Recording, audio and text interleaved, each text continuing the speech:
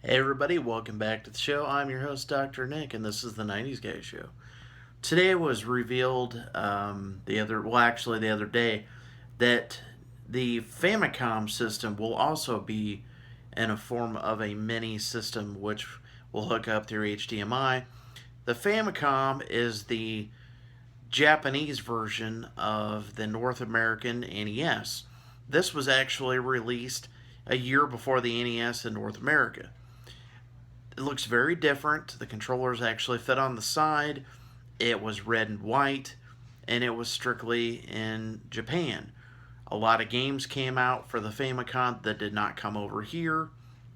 The cartridges looked very different. You could look up examples of what they look like. The system itself, you can see the picture on the thumbnail of this video. Basically, what the Famicom was the Nintendo's Japanese system before they released it in North America. The Nintendo, they called it the Family Computer. And the reason why they called it the Family Computer was because due to the video game crash of Atari and stuff like that, they wanted to brand it as a computer, not a video game system, which is why they called the Nintendo Entertainment System. It wasn't a video game system. They called it the Family Computer, versus, if they just called it, the Nintendo Game Console, or, just as an example. People were not very susceptible at the time of buying video games after the video game crash. It was a huge disaster.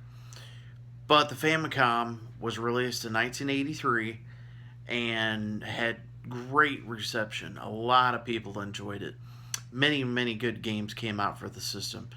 The difference between this system and the NES Mini is Excite Bike's on there, Castlevania 3, River City Ransom, and then also there's like 3 or 4 other games that were exclusive to Japan, which is very cool. It comes out the day before the NES Mini. The interesting thing about it is this also had a disc system that would go underneath it. It was called the Famicom Disk System, and it was basically a floppy disk. You would take it to different kiosks, and you could rewrite the games on them, and it was cheaper than making cartridges, but ultimately the reliability of the disc and the system itself had a lot of problems, and they abandoned the project altogether. I think I will get this. I've never had one. It's a very cool thing to put on the game shelf. I'll probably play it. Same thing with the NES Mini.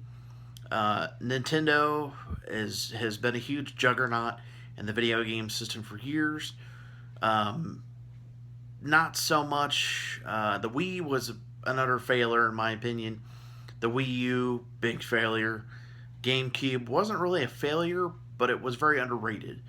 So the NES Mini and the Famicom Mini are definitely 2 things that are going to knock it out of the park this holiday season for Nintendo. So hopefully both of these sell really well, and maybe we'll see a Super Nintendo Mini, or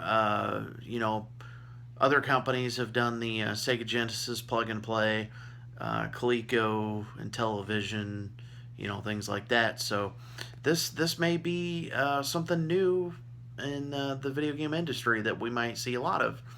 Maybe we'll see I don't know if we've already seen this or not, but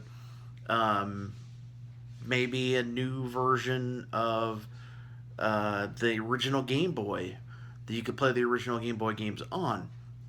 That would be cool. But anyways, like this video, hit the subscribe button down below, and I'll see y'all later.